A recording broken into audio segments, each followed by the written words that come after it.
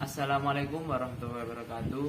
Perkenalkan, nama saya Muhammad Amin Al-Waki.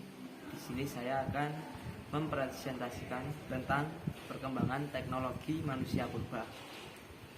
Teknologi yang dikembangkan tentunya masih sangat sederhana, yaitu bermula dari bebatuan oleh manusia purba. Bebatuan ditemukan di alam sekitar, digunakan untuk membantu memenuhi kebutuhan sehari-hari. Teknologi batu dan tulang. Teknologi pertama yang digunakan oleh manusia purba adalah alat-alat dari bahan batu dan tulang.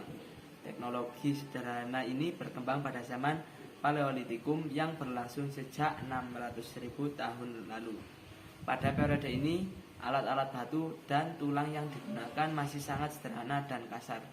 Peralatan itulah yang menemani mereka memenuhi kebutuhan hidup, yang masih dengan cara berburu dan mengumpulkan makanan atau food gathering. Hasil kebudayaan manusia purba pada periode ini secara umum dapat dibagi menjadi dua, yakni kebudayaan Pacitan dan kebudayaan Ngandong. Sebab peninggalan mereka banyak ditemukan di dua wilayah tersebut. Hasil kebudayaan Pacitan meliputi kapak genggam, kapak perimbas, dan alat-alat serpi atau flekes. Sedangkan peralatan yang termasuk kebudayaan Ngandong adalah kapak genggam, alat-alat dari tulang hewan, dan ujung tombak dan flekes. Kedua, antara pantai dan gunung. Zaman batu terus berlangsung dan manusia purba mengembangkan teknologi yang lain. Ketika memasuki zaman Mesolitikum, mereka umumnya tinggal di dua tempat, yaitu di pantai dan gua. Dari tempat tinggal manusia di tepi pantai ditemukan peralatan kapak genggam, yaitu yang berbeda dari zaman Paleolitikum. Sementara dari gua-gua yang disebut Sausroch ditemukan teknologi bebatuan berupa ujung panah, flekes, serta peralatan dari tulang dan tanduk rusa. Yang ketiga, mengenal api. Perkembangan teknologi mengenal api merupakan proses yang sangat penting bagi manusia purba. Sebab dengan kehadiran api, mereka akhirnya dapat memasak bahan makanan sebelum dikonsumsi. Selain itu, api dapat digunakan sebagai penghangat tubuh ketika cuaca dingin, sumber penerangan, dan senjata untuk mengusir binatang buas. Manusia purba membuat api dengan cara membenturkan batu atau menggosokkan kayu. Yang keempat, revolusi teknologi.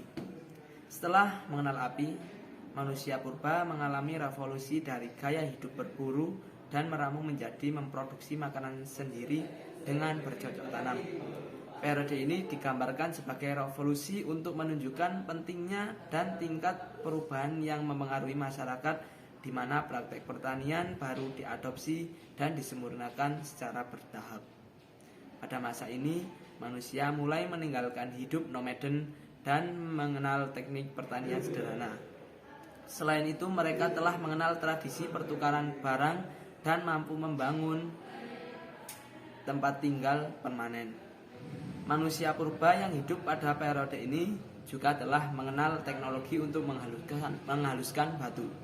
Oleh karena itu, alat-alat yang digunakan seperti kapak lonjong, kapak bahu, kapak persegi, dan mata panah telah dihaluskan. Yang terakhir, teknologi pembuatan logam. Setelah zaman batu, manusia purba mulai memasuki zaman logam. Pada periode ini, masyarakat tidak hanya menggunakan peralatan dari batu, tetapi juga mampu membuat alat-alat dari logam. Manusia purba yang hidup pada zaman logam dikatakan telah mengembangkan teknologi yang cukup tinggi, karena logam tidak dapat dipecah dan dipahat dengan mudah sebagaimana halnya kayu. Untuk membuat peralatan, bahan dari logam harus diolah dengan cara dilebur dan dibentuk. Zaman logam juga disebut zaman perundagian, sebab di dalam masyarakat muncul golongan undagi yang terampil di bidangnya masing-masing.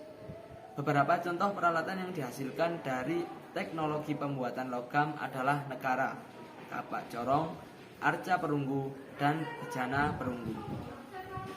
Itu saja yang dapat kami sampaikan. Kurang lebihnya mohon maaf.